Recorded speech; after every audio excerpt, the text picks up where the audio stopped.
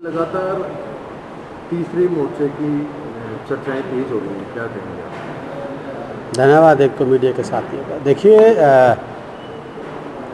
तीसरे मोर्चे की जो बात है वो नीतीश कुमार जी ने खुद उसका जवाब दे दिया।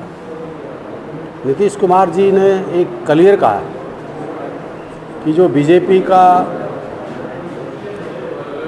कुशासन का राज चल रहा है, जो दमनकारी नीतियों का राज चल रहा है, जो मजदूर का, किसान का, मिडिलमैन का, नौजवानों का, व्यापारियों का, सबको मारने का काम करने की गवर्नमेंट चल रही है। आज प्रत्येक उस व्यक्ति के पीछे ईडी और सीबीआई लगा दी जाती है। तो नीतीश कुमार जी ने साफ कहा कि मेरा उद्देश्य ये है कि बीजेपी के खिलाफ और जो ये दल है एनडीए, इसके खिलाफ हम सारे मिलके लड़ाई लड़े। और उन्होंने क्लियर एक चीज़ कहा कि मैं कोई पीएम का उम्मीदवार नहीं, कोई तीसरा मोर्चा नहीं है, ये बीजेपी के खिलाफ सब लोग इकट्ठा होकर और बीजेपी को भगाने का काम। उसमें कांग्रेस भी शामिल है। कांग्रेस के साथ नीतीश कुमार जी।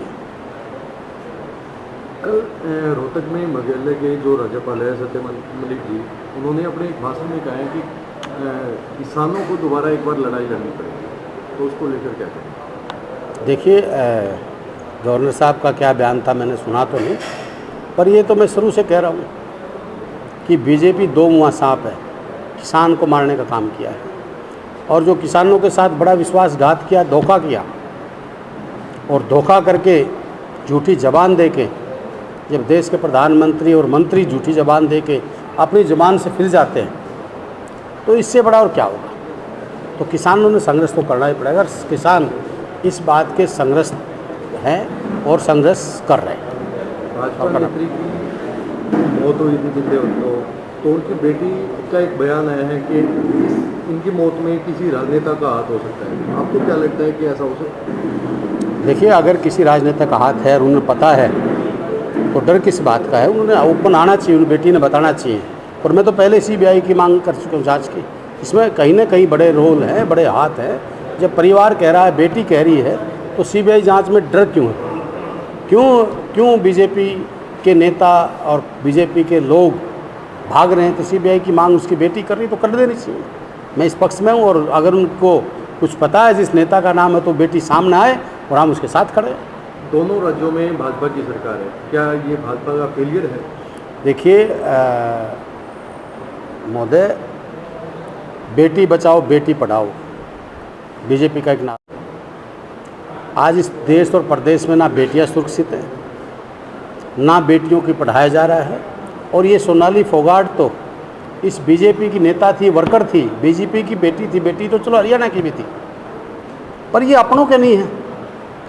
आज इनका ये चरित्र सामने आ गया कि ये कितनी बेटी बचाओ बेटी पढ़ाओ की बात करते हैं, कितनी बेटियों की इज्जत इनके पार्टी में है, कितने इनके दिल में बेटियों की इज्जत है। ये आज लोगों ने सब पता लग चुका है इस बात का।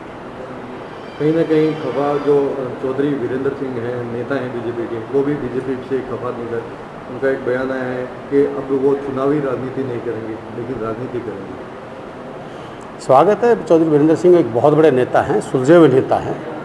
और वो कोई बात कहते हैं तो सोच समझ के बात कहते हैं। आज प्रदेश के अंदर और देश के अंदर जो कांग्रेस छोड़ के गए थे जितने भी नेता, वो सारे घुटन महसूस कर रहे हैं। देखिए, ठोड़ पड़ा पत्थर भारी होता। अपने घर के अंदर जो रहता है उसकी इज्जत होती है। और घर से बीजेपी के नेताओं ने आज खुद बीजेपी के जो पुराने नेता थे, नितिन गडकरी जी देख लो, हर आदमी आज बीजेपी में अपने आप को ऐसा महसूस कर रहा है, दम घुटा महसूस कर रहा है।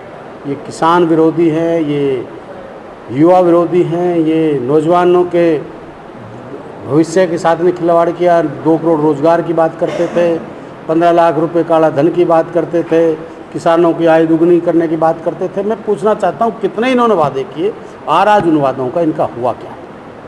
कांग्रेस नेत्री हैं किरण चौधरी, वो कहीं ना कहीं अपनी ताकत दिखा रही है। पहले करनाल में या फरीदाबाद में पहले कमज़ोर थी।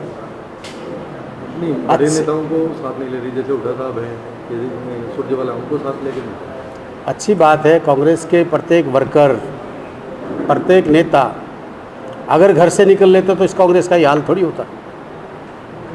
अगर आप अपने वर्करों को संभालते हो और वर्करों को साथ लेके चलते हो और हरियाणा के प्रत्येक व्यक्ति की आवाज़ सुनते हो, तो निश्चित आप मजबूत होगे। और मैं तो कहता हूँ पूरे देश में आदरणीय राहुल गांधी जी भारत जोड़ो यात्रा के तहत निकले, आपने देखा कन्याकुमारी से शुरू किया,